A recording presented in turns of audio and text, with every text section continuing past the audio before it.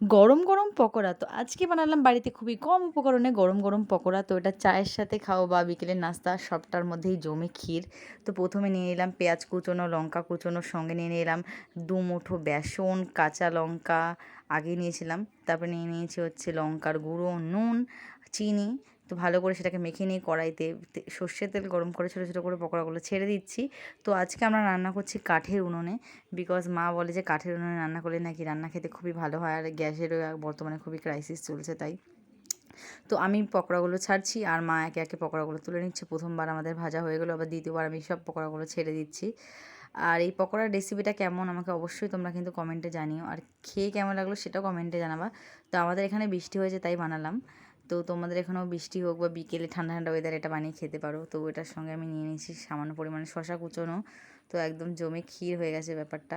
বাড়িতে কোনো অতিথি আসলে কম উপকরণে এই সুস্বাদু স্ন্যাকটা কিন্তু আপনারা অবশ্যই বানিয়ে